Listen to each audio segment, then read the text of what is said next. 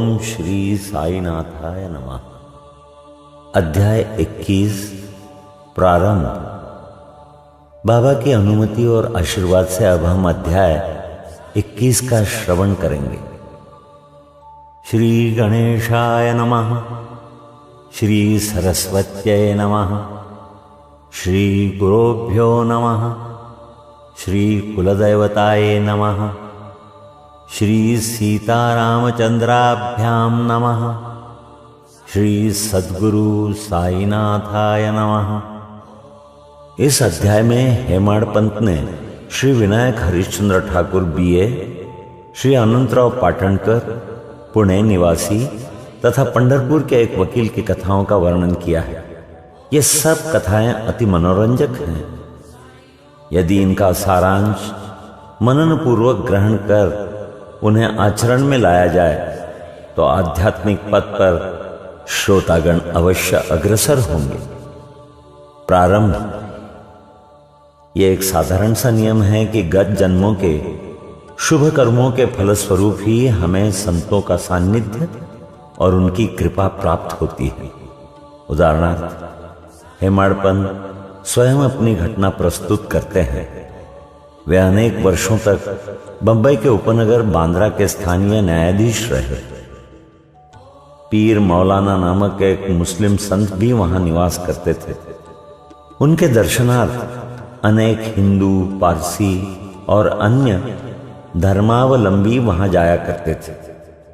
उनके मुजावर ने हेमाड़ पंत से भी उनका दर्शन करने के लिए बहुत आग्रह किया, परंतु किसी न किसी कारणवश उनकी भेंट उनसे न हो सकी। अनेक वर्षों के उपरांत जब उनका शुभ काल आया तब वे शिरडी पहुंचे और बाबा के दरबार में जाकर स्थायी रूप में सम्मिलित हो गए। भाग्यहीनों को संत समागम की प्राप्ति कैसे हो सकती है? केवल वे ही सौभाग्यशाली हैं जिन्हें ऐसा अवसर प्राप्त हो। संतों द्वारा लोक शिक्षा कैसे प्राप्त होती है उसके बारे में श्रवण करेंगे। संतों द्वारा लोक शिक्षा का कार्य चिरकाल से ही इस विश्व में संपादित होता आया है। अनेकों संत भिन्न भिन्न स्थानों पर किसी निश्चित उद्देश्य की पूर्ति के लिए स्वयं प्रकट होते हैं। यद्यपि उनका कार्यस्थल भिन्न होता है, परंतु वे सब पूर्णतः एक ही हैं। वे सब उस सर्वशक्तिमान परमेश्वर की संचालन शक्ति के अंतर्गत एक ही लहर में कार्य करते हैं। उन्हें प्रत्येक के कार्य का परस्पर ज्ञान रहता है और आवश्यकतानुसार वे परस्पर पूर्ति भी करते हैं, जो निम्नलिखित घटना द्वारा स्पष्ट है। अब सुनिए Shri Thakur. Shri VH Thakur BA revenue विभाग के कर्मचारी थे। वे एक समय भूमि मापक दल के साथ कार्य करते हुए बेलगांव के समीप वडगांव नामक ग्राम में पहुंचे। वहां उन्होंने एक कानड़ी संत पुरुष जिनका नाम अप्पा था, उनके दर्शन कर उनकी चरण वंदना की। वे अपने भक्तों को निश्चल दास कृत विचार सागर नामक ग्रंथ, जो वेदांत के विषय में है, उसका भावार्थ समझा रहे थे। जब श्री ठाकुर उनसे विदाई लेने लगे तो उन्होंने कहा, तुम्हें इस ग्रंथ का अध्ययन अवश्य करना चाहिए और ऐसा करने से तुम्हारी इच्छाएं पूर्ण हो जाएगी तथा जब कालांतर में तुम उत्तर दिशा में जाओगे तो सौभाग्यवश तुम्हें एक महान संत से भेंट होगी, जो मार्ग प्रदर्शन कर तुम्हारे हृदय को शांति और सुख प्रदान करेंगे। बाद में उनका स्थानांतरण जुन्नर को हो गया, जहां की नाणे घाट पार करके जाना पड़ता है। ये घाट अधिक गहरा और पार करने में कठिन था, इसलिए उन्हें भैंसे की सवारी कर घाट पार करना पड़ा, जो उन्हें अधिक असुविधाजनक तथा कष्टकर प्रतीत हुआ। इसके पश्चात उनका स्थानांतरण कल्याण में एक उच्च पद पर हो गया और वहां उनका नाना साहब चांदोरकर से परिचय हुआ। उनके द्वारा उन्हें साईं बाबा के संबंध में बहुत कुछ ज्ञात हुआ और उनके दर्शन की तीव्र उत्कंठा हुई। दूसरे दिन ही नाना साहब शिरडी को प्रस्थान कर रहे थे। उन्होंने श्री ठाकुर से भी अपने साथ चलने का आग्रह किया। ठाणे के दीवानी न्यायालय में एक मुकदमे के संबंध में उनकी उपस्थिति आवश्यक होने के कारण वे उनके साथ न जा सके। इस कारण नाना साहब अकेले ही रवाना हो गए। ठाणे पहुंचने पर मुकदमे की तारीख आगे के लिए बढ़ गई, इसलिए उन्हें नाना साहब का साथ न देने पर पश्चाताप हुआ। फिर वे शिरडी पहुंचे, तब वहां उन्हें ज्ञात हुआ कि नाना साहब पिछले दिन ही यहां से चले गए हैं। वे अपने कुछ मित्रों के साथ जो उन्हें वहीं मिल गए थे, श्री साईं बाबा के दर्शन को गए। उन्होंने बाबा के दर्शन किए और उनके चरण कमलों की आराधना कर अत्यंत हर्षित हुए। उन्हें रोमांच हो आया और उनकी आंखों से अश्रुधाराएं प्रवाहित होने लगी। त्रिकालदर्शी बाबा ने उनसे कहा, इस स्थान का मार्ग इतना सुगम नहीं जितना कि कानड़ी संत अप्पा के उपदेश पर नाने घाट पर भैंसे की सवारी थी। आध्यात्मिक पथ पर चलने के लिए तुम्हें घोर परिश्रम करना पड़ेगा, क्योंकि वह अत्यंत कठिन पथ है। जब श्री ठाकुर ने सारे गर्भित शब्द सुने, जिनका अर्थ उनके अतिरिक्त और कोई न जानता था, तो उनके हर्ष का पारावार न रहा और उन्हें कानड़ी संत के वचनों की स्मृति हो आई। तब उन्होंने दोनों हाथ जोड़कर बाबा के चरणों पर अपना मस्तक रखा और उनसे प्रार्थना की, प्रभु मुझ पर कृपा करो और इस अनाथ को अपने चरण कमलों की शीतल छाया में स्थान दो। तब बाबा बोले, जो कुछ अप्पा ने कहा वो सत्य था, उसका अभ्यास कर, उसके अनुसार ही तुम्हें आचरण करना चाहिए।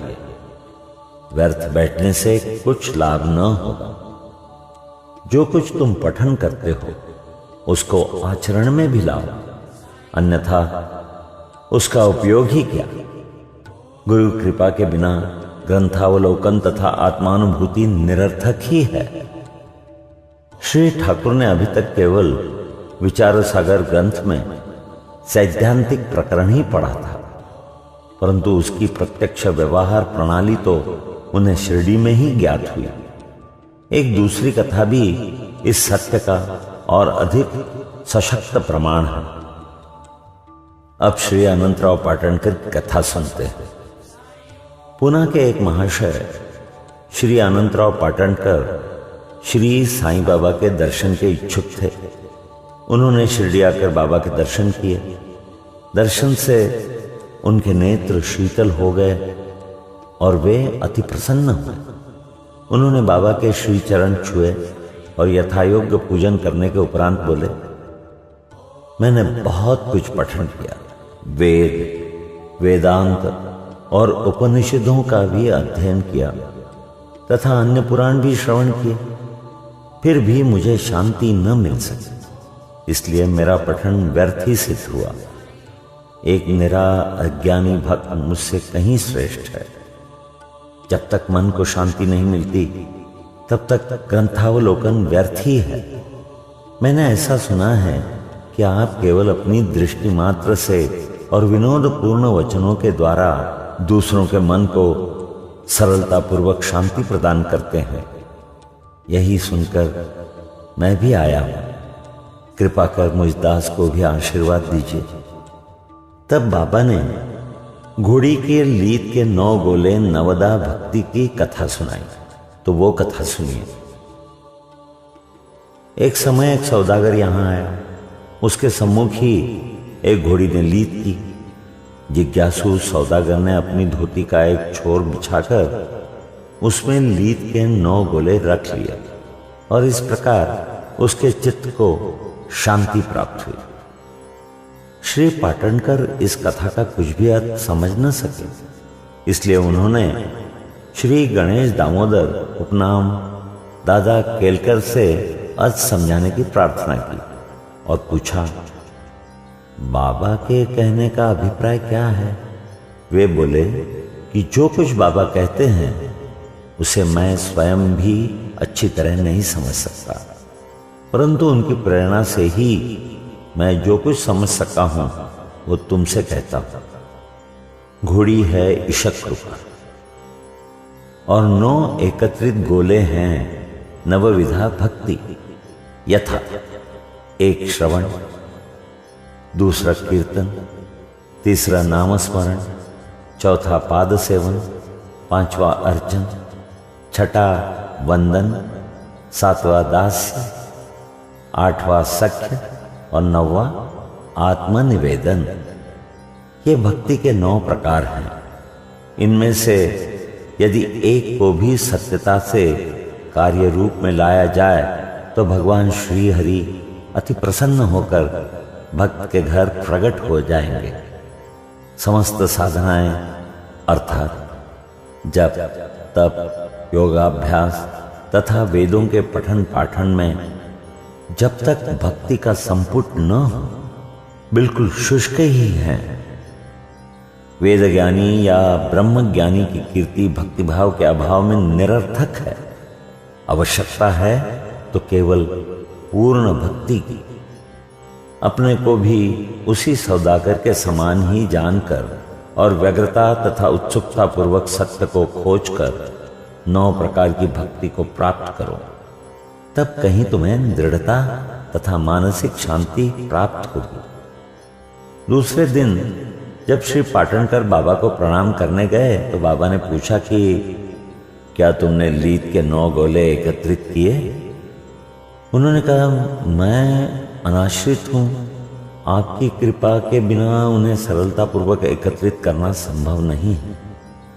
बाबा ने उन्हें आशीर्वाद देकर सांत्वना दी कि तुम्हें सुख और शांति प्राप्त हो जाएगी। जिसे सुनकर श्री पाटनकर के हर्ष का पारावार न रहा। आइए अब सुनते हैं पंढरपुर के वकील की कथा। भक्तों के दोष दूर कर उन्हें उचित पद पर ला देने की बाबा के त्रिकालज्ञता की एक छोटी सी कथा का वर्णन कर इस अध्याय को समाप्त करेंगे। एक समय पंढरपुर से एक वकील शिरडी आया। उन्होंने बाबा के दर्शन कर उन्हें प्रणाम किया तथा कुछ दक्षिणा भेंट देकर एक कोने में बैठकर वार्तालाप सुनने लगे। बाबा उनकी ओर देखकर कहने लगे कि लोग कितने धूर्त हैं जो यहां आकर चरणों पर गिरते और दक्षिणा देते हैं, परंतु पीठ पीछे गालियां देते रहते हैं। कितने आश्चर्य की बात है ना। ये पगड़ी वकील के सिर पर ठीक बैठी और उन्हें उसे पहननी पड़ी। कोई भी इन शब्दों का अर्थ न समझ सका, परंतु वकील साहब इसका गूढ़ार्थ समझ गए। फिर भी वे सिर झुकाकर बैठे रहे। वाड़े लौटकर वकील साहब ने काका साहब दीक्षित को बतलाया कि बाबा ने जो कुछ उदाहरण दिया वो मेरी ही ओर लक्ष्य कर कहा गया था। ये सत्य है। वो केवल चेतावनी ही थी कि मुझे किसी की निंदा नहीं करनी चाहिए। एक समय जब उपन्यायाधीश श्री नूलकर स्वास्थ्य लाभ करने के लिए पंढरपुर से शिरडी आकर ठहरे तो बाथरूम में उनके संबंध में चर्चा हो रही थी। विवाद का विषय था कि जिस व्याधि से उपन्यायाधीश अस्वस्थ हैं, क्या बिना औषधि सेवन किए केवल साईं बाबा के शरण में जाने से ही उसे छुटकारा पाना संभव है? और क्या श्री नूलकर सदृश एक शिक्षित व्यक्ति को इस मार्ग का अवलंबन करना उचित है? उस समय श्री नूलकर का और साथ ही साथ श्री साईं बाबा का भी बहुत उपहास किया गया। मैंने भी इस आलोचना में हाथ बटाया था। श्री साईं बाबा ने मेरे उस दूषित आचरण पर प्रकाश डाला है। यह मेरे लिए उपहास नहीं वरन एक उपकार है, जो केवल उपदेश है कि मुझे किसी की निंदा न करनी चाहिए और न ही दूसरों के कार्यों में विघ्न डालना चाहिए। शिरडी और पंढरपुर में लगभग 300 मील का अंतर है। फिर भी बाबा ने अपनी सर्वज्ञता द्वारा जान लिया कि बाथरूम में क्या चल रहा था। मार्ग में आने वाली नदियां, जंगल और पहाड़ उनकी सर्वज्ञता के लिए रोड़ा न थे। वे सबके हृदय की गुह्य बात जान लेते थे और उनसे कुछ छिपा न था। समीपस्थ या दूरस्थ प्रत्येक वस्तु उनके लिए दिन के प्रकाश के समान जाज्वल्यमान थी तथा उनकी सर्वव्यापक दृष्टि से ओझल न थी। इस घटना से वकील साहब को शिक्षा मिली कि कभी किसी का छिद्रान्वेषण एवं निंदा नहीं करनी चाहिए। ये कथा केवल वकील साहब के लिए ही नहीं परंतु सबके लिए शिक्षाप्रद है। श्री साईं बाबा की महानता कोई न आंक सका और न ही उनकी अद्भुत लीलाओं का अंत ही पा सका। उनकी जीवनी भी तद अनुरूप ही है क्योंकि वे परब्रह्म स्वरूप हैं। यहां 21वां अध्याय समाप्त होता है। श्री सद्गुरु साईनाथार्पणमस्तु। शुभम भवतु।